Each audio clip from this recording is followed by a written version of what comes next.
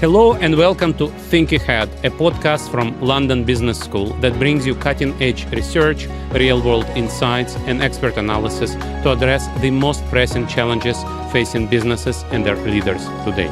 I'm your host, Sergei Guriev, Professor of Economics and Dean at London Business School. Today, we are turning our attention to one of the most important forces shaping the future of business, artificial intelligence, and more specifically, how the evolving regulatory and geopolitical landscape is redefining what it means to lead and compete in the AI space. As countries around the world introduce new frameworks for AI, regulation is no longer just a compliance issue.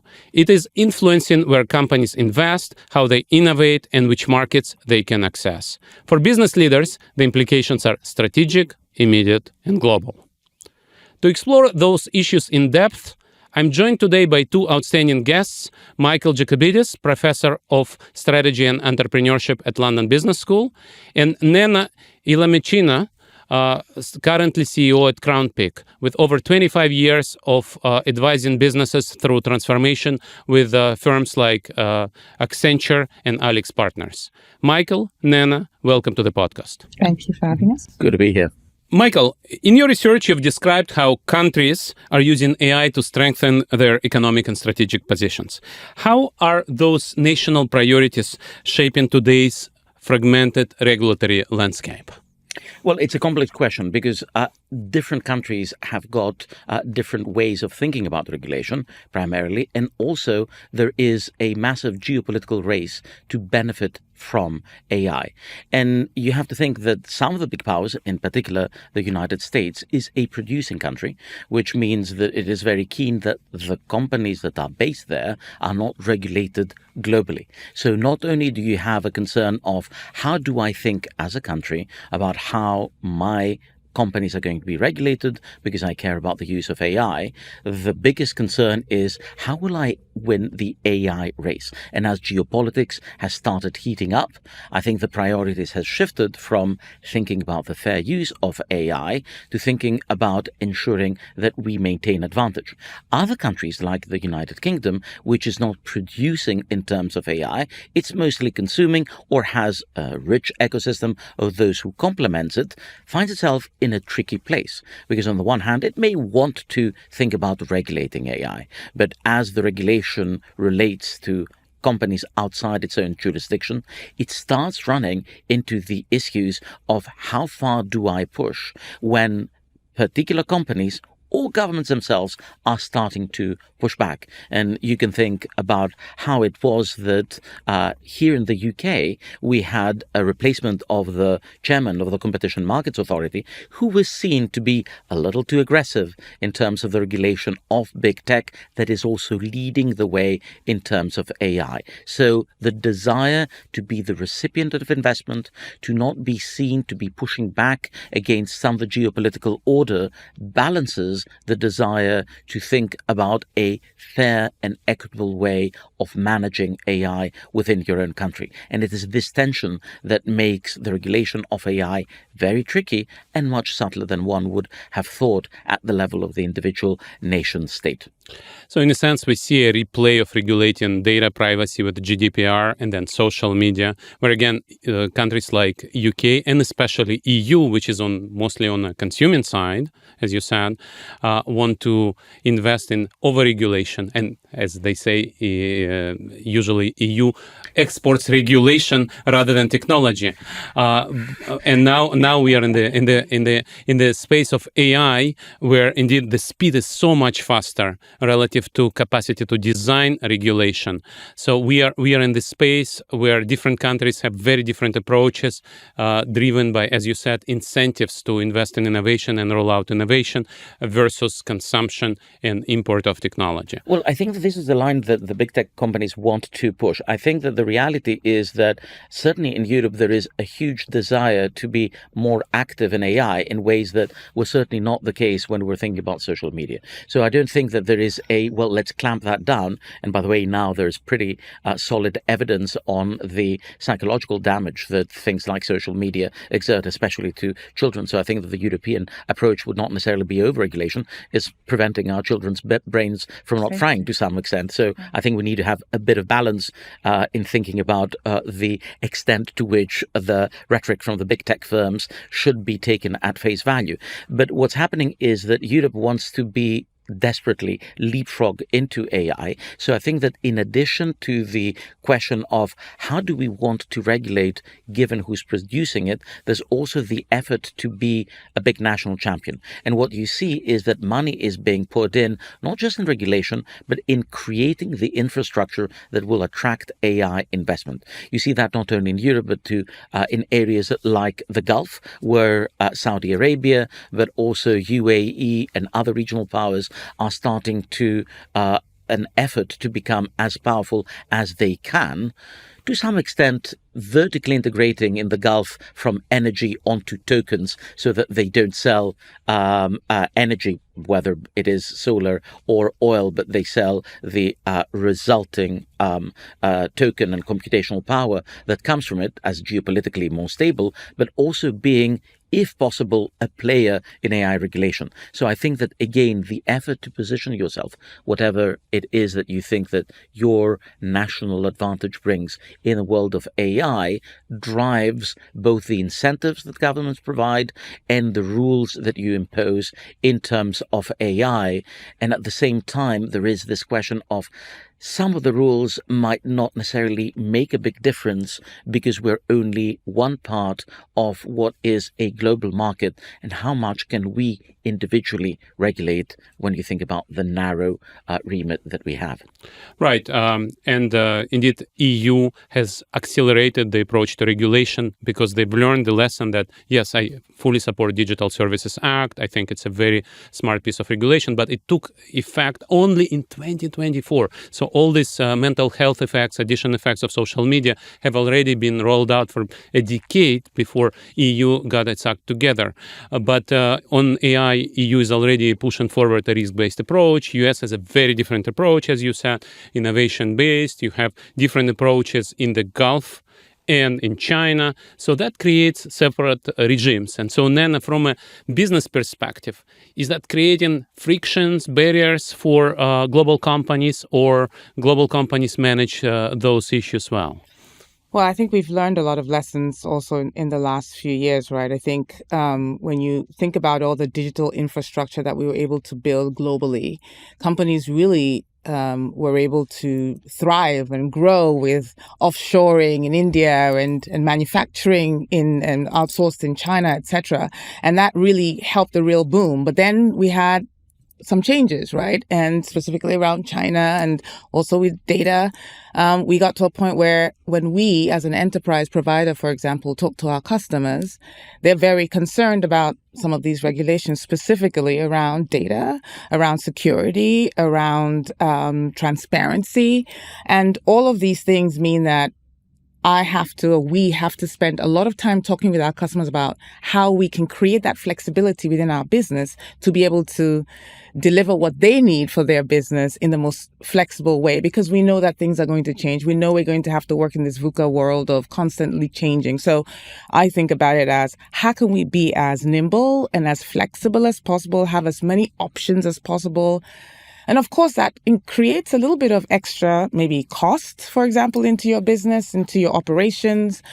But also, it's a long-term thing, right? So that creates a lot of trust with your customers. If you're having the conversations with them and you're staying close to them and your supply chain and your partners, if you're staying close to them, then you're able to build an infrastructure around you that is much more, that outlasts some of these regulations and complexities. So it is complex, it is costly, but in the long term, it's super helpful for business sustainability and growth. You mentioned data, so probably the most important requirement is to keep your data in the country while being energy efficient and energy intensive sector. AI, of course, requires a lot of energy, and almost like aluminum production should be closer to the sources of energy. So this is the trade-off where you cannot actually triangulate this problem easily. So you have to invest in the countries where your consumers are. At the same time, you need to think about energy issues that Michael has actually mentioned. So looking ahead, what do you think are the forward-looking signals, early warning signals that people need to watch thinking about those issues? If you're an AI company, what do you need to track to understand which challenges, fragmentations, barriers, and costs can come up because of those challenges? Michael, what do you think? Well, I mean, depends on where you are and which part of the value chain you're looking at. So if we're speaking about the companies that are in the realm of the production of AI, I think that you have in the bottom of the stack competition, which relates to what are the incentives that are provided by different governments, which is why you have seen now a flurry of activity. You were mentioning the Gulf a moment ago, which is where lots of this investment goes. I think that the question of energy is interesting because what you see is that there has been a lot of discussion on the cost of energy. Some of the research that I've seen suggests that it isn't only, perhaps even primarily, the cost of energy as the time to be connected to the grid. Mm-hmm. So I think that the competition that is happening between countries that will attract different AI producing companies has to do with how quickly can you set that up. And by the way, that has to do with energy, but also has to do with cooling. So the funny thing is, you think about AI, people have been thinking about AI either displacing or killing humans. I think that rather than having big bad robots that are going to go zoop, zoop and blow your face up, the challenge is that they consume the two resources we need, energy and water. Mm-hmm. So I think that the competition between AI and us is real, and it is real because these two resources are resources that are scarce, resources that our planet does not replenish, and resources that are causing a number of issues. So there is this interesting conundrum which I think most people in the industry try to put under a big fat rug and say, oh no, my energy is good. It's not the dirty energy. Energy is energy, however you produce it. Of course, we can try to have more renewables, but this is a real issue.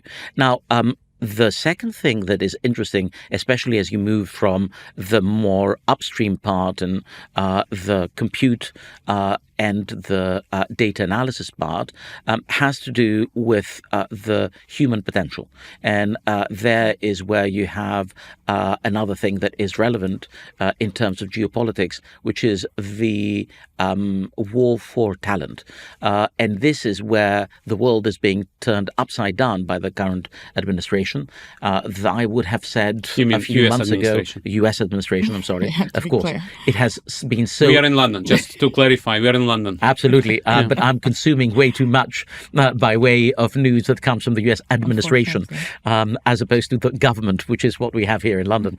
What used to be an unequivocal advantage that existed from the United States is starting to be questioned as certainly on the academic, but also potentially on part of the business side, there is a noticeable movement of some of the people who are highly skilled and highly qualified to move from the United States and either back onto the countries. I mean, it's a huge advantage certainly for China, possibly also for India, but hopefully if we get our act together in this country, for the UK and for Europe, because the other thing that is needed, again, if we move from the stack of production to the stack of the integration of the software development and of the use of AI for actual production, which is a different kettle of fish that I think where the great excitement, but also the challenges lie, has to do with the people who are involved. So that's going to be an open question there. That's actually a really interesting point, especially when you combine that with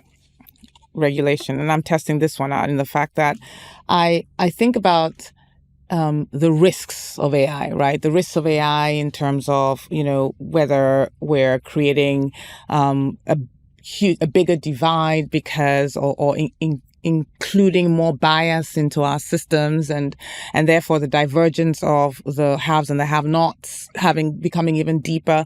All of those potential risks, which I'm also an optimist, but there are also huge amounts of risk that I do think that everybody talks about regulation as being a bad thing, but like to your example of actually some of the online safety acts, etc., were actually a positive in the long run when we've actually seen the effect. I think that whole thing about bias, trust, transparency, security, all of that, I think, can be an enabler for countries that are or regions that are thinking about those things in a helpful and constructive way.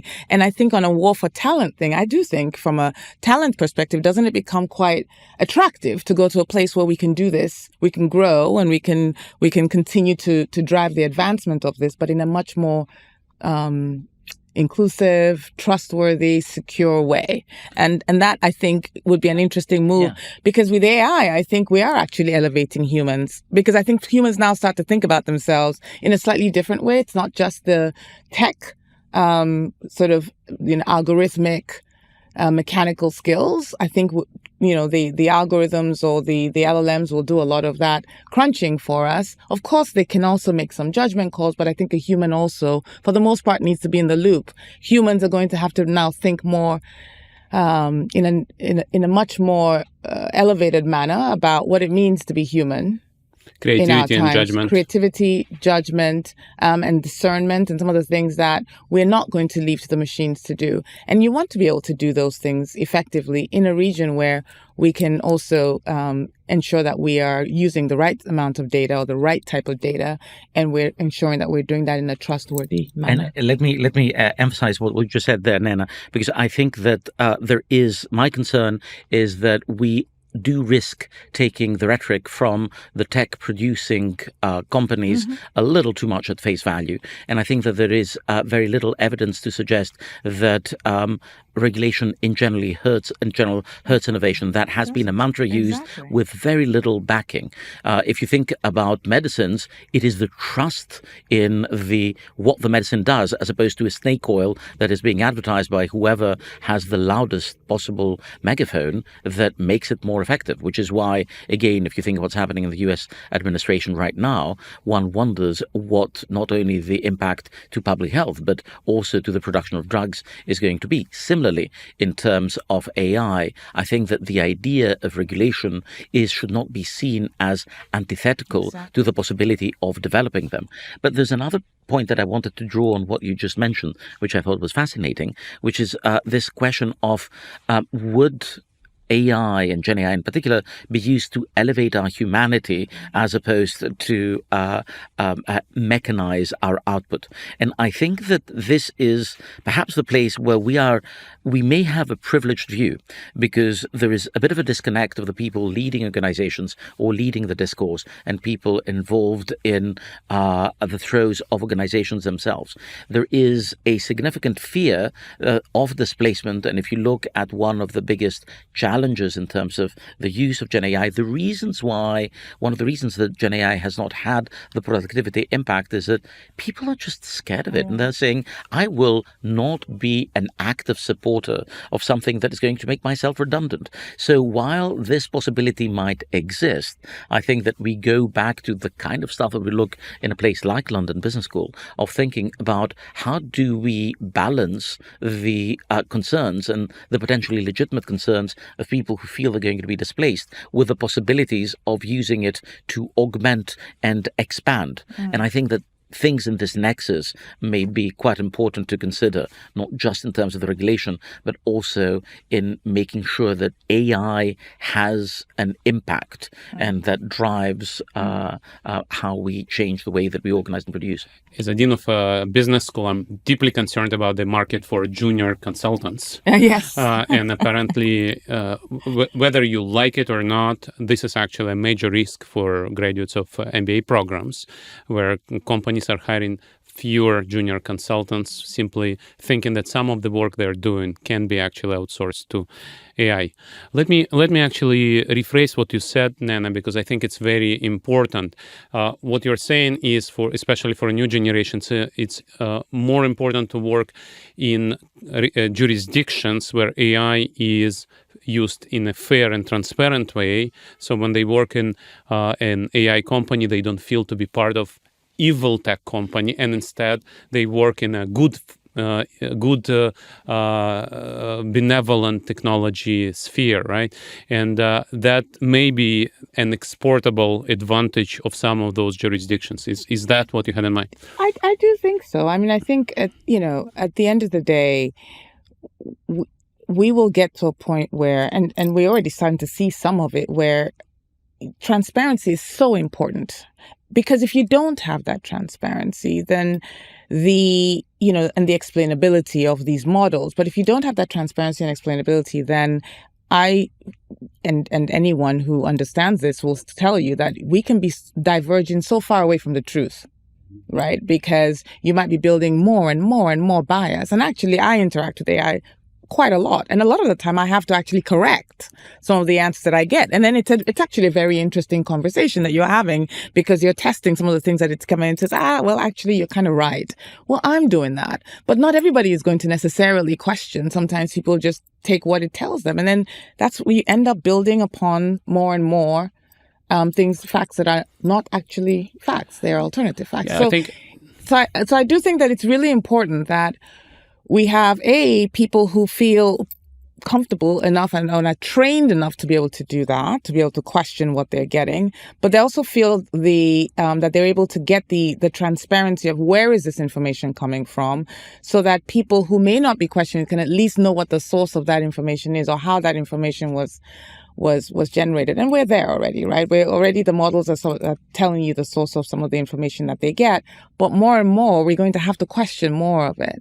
And I think if we just get to this point where it's an entirely black box, then who knows where we're going. I think it's an amazing question. To what extent we understand what these models do? They do provide sources now, which they didn't do in the beginning, except for the French startup Perplexity, which was providing sources from the very start. But these are very complex algorithms. So when we talked about regulation of social media, Digital Services Act actually requires companies to open up algorithms to researchers. And whatever people think about Elon Musk, when he took over Twitter, he started publishing the algorithm as well. But it's still much easier to read through a social media algorithm, what gets promoted, what gets shared, what gets shown, rather than an LLM. By definition, LLM is much more of a black box than just a Twitter or Facebook algorithm, or for that matter, a search algorithm in Google. So what do we do about this? Do we think that we will be able to make LLM algorithms transparent? So my view on this, I'm not so worried about the actual transparency of the algorithm itself, but the data source that feeds the algorithm. Like, what is that source? What's that data source? How expansive is it? Where was that data? Why was that data captured?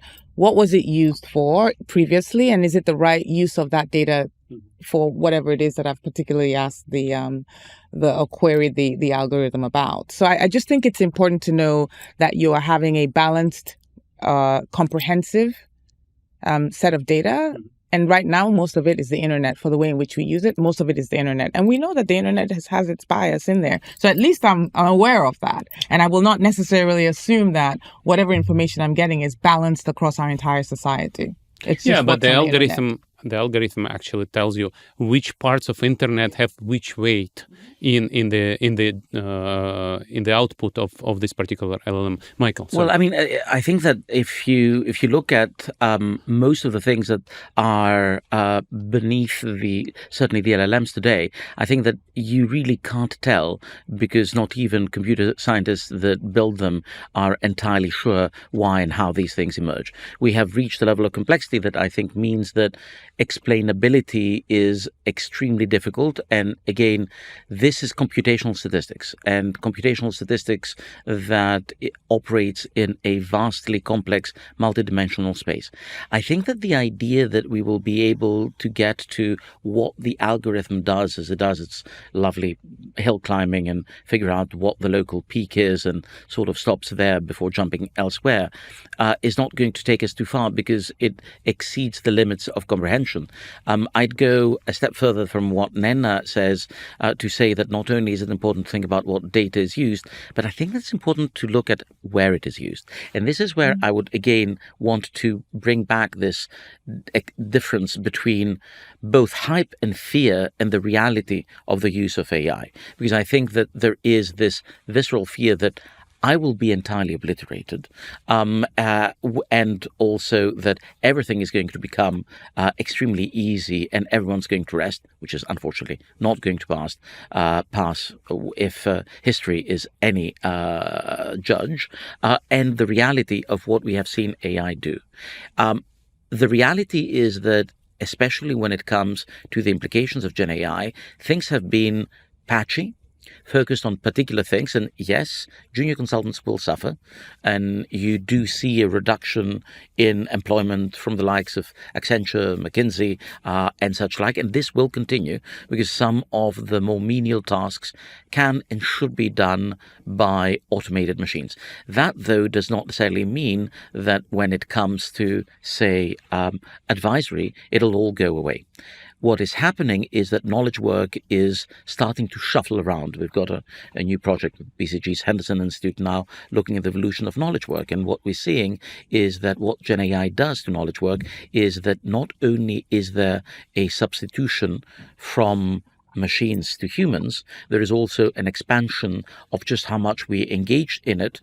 But more importantly, there is a reallocation, which means that what used to happen within professional service firms might not happen in professional service firms, but might happen by technology firms that combine domain expertise and the knowledge product and then provide it as a bundle, by some companies that used not to have the appropriate scale to be doing knowledge management on legal side, on technical side, but with some combination of people integrated within it, supported by Gen AI, can start moving into that area. So that Gen AI is interesting because it starts slowly changing the boundaries of organization, the business logic of organization. So the impact is less, do we understand what it does, but are we aware of how it changes business models, how it changes firm boundaries, how it changes industry boundaries?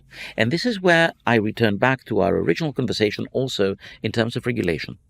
If you want to think about why AI, Gen AI in particular, has an impact or not, you should look at the regulation of the level of the sector with a low level R.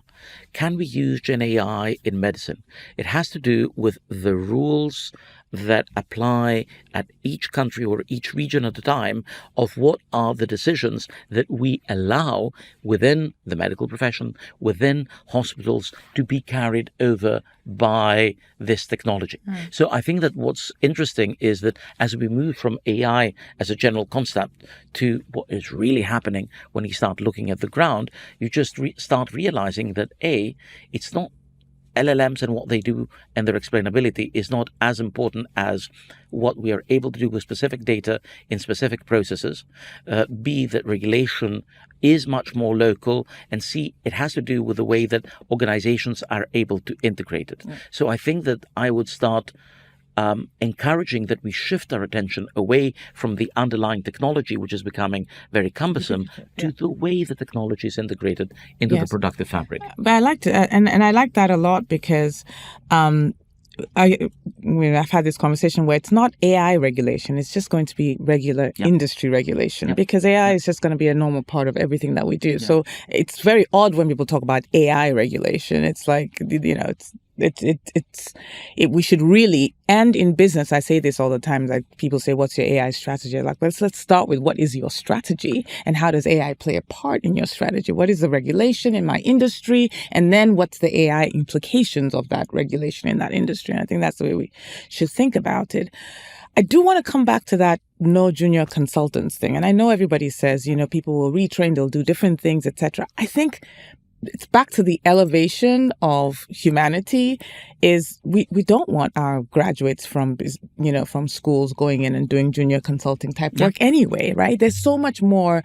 I think the human experience here's an opportunity for us to really have a proper human experience. And I think we will have to change end to end. We have to think about the entire educational system I'm speaking to an educational institution. Oh, absolutely. In terms of how we teach and train people from the youngest of ages to graduates, because they're not going to be coming out and doing junior consulting work. And businesses also, we need to think about how we're educating and training our people, because it's not going to be the same. As an experienced educational leader, I can reassure you that it's going to be hard.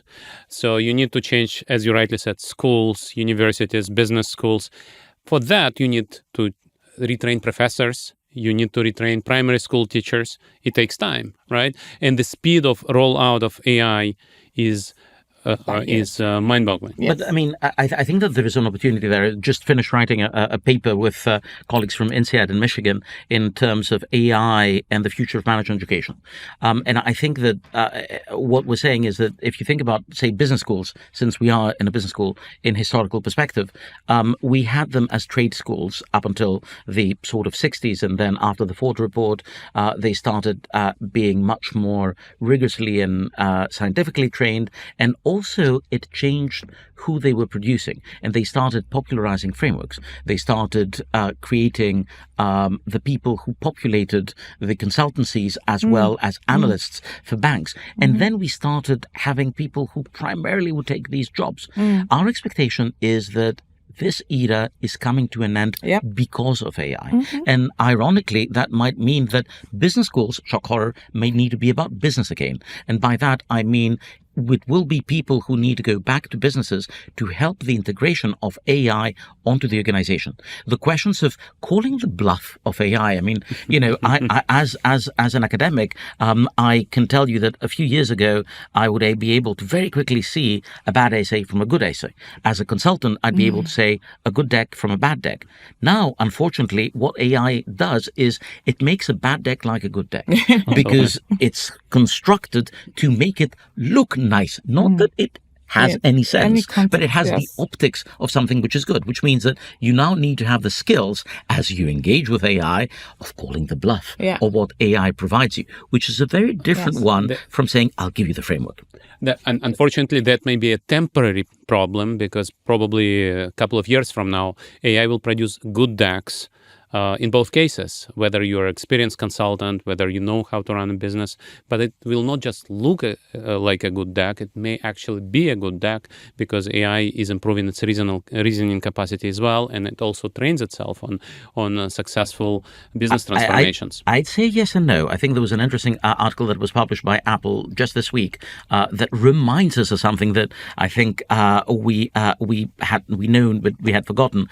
It is computational statistics. So what it's not reasoning. The famous Apple paper says it's not reasoning. It's actually memorization. The analytics of it is that it can decode and repeat things, which means that whichever way you cut it, there is some part where you need to both dimensionalize and sort of create the structure that exists. And I think that the excitement with AGI, again, is fantastic because it opens up all of these very deep human questions of who am I and is the machine better than I, which is why it's almost so relatable, it's useless because we obsess about it. And because we obsess about it, we don't see the challenges with its application. So I'm with you. That may happen. It may be sort of the thing that we're thinking about that is driving us in terms of human beings and the question of ourselves and divinity and machine and what it means and all of these terrific existential questions. But I think that pragmatically speaking, there are going to be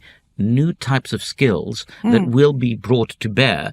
And this is where it is going to be an interesting challenge because, of course, you know, universities and business schools will need to adjust, but they're organizations like any others. And as I'm sure that Dean Guriev knows, no organization willingly changes, even if its professors change it. So we always have a signature question on this podcast. Thinking ahead, what's one decision, what's one takeaway that business leaders can make now, can learn to ensure that their organization remains agile as AI and AI regulation continues to evolve? Forget AGI, focus on how you put AI to work. Nnenna. Oh, I probably want two, but one of them is for sure putting AI to work. I'll add on that, which is from a pure business and industry context. So really understanding what is the industry and business context that you're trying to solve for. Like focus on that, on your strategy and how the world is changing anyway. So that's what you need to focus on. And with that comes incredible collaboration. Yeah. So I think it's really going to be so important that companies think more collaboratively within and outside of their companies and industries to be able to make the most of this wave that we're in. Build an ecosystem muscle. Sure. Thank you, Nnenna. Thank you, Michael. And thank you, our audience, for joining us today on Think Ahead. We'd love to hear from you. How is your organization navigating the changing landscape of AI and AI regulation? And what are opportunities and challenges that you're seeing as a result? Share your thoughts by leaving a comment on Spotify or YouTube and use the hashtag ThinkAhead to join the conversation. And don't forget to follow and subscribe so you never miss an episode of our podcast. For more thought leadership from our faculty and alumni and to stay updated on upcoming Think Ahead events, visit london.edu/think. That is london.edu/think. This podcast is part of the Second 60, London Business School's 60th anniversary initiative, where we are tackling 6 global challenges shaping the future of business.